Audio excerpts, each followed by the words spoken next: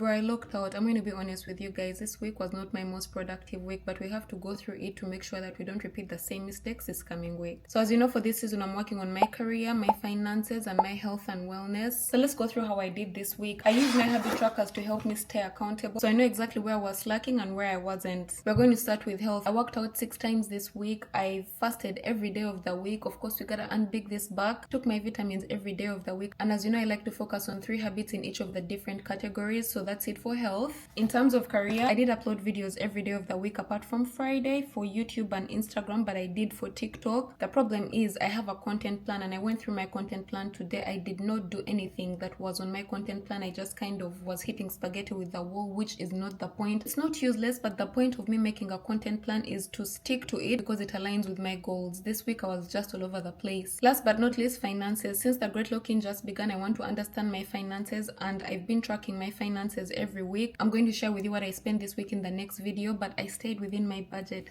Thank God. I now have a rough idea of how much I spend monthly, and the next step is for me to revisit all my sources of income because as you know, I'm unemployed, so I gotta be on top of my game. We know the drill for weekly reviews. We go through the things that are pending from last week, and today there is so much work pending which I need to catch up on. And then we do weekly wins. Honestly, this week's only win was the fact that I showed up every day. I went live this week, bro. 4 times this week, which is something that I was struggling with, so I'm proud of myself. That is a win. I almost said there were no wins this week, but I also did show up every day. Even if I did not follow my content plan, at least I did show up and kept a digital footprint. Last but not least, areas to improve. I'm still struggling with hitting snooze. I hit snooze every day, so it's the first thing of areas I need to improve.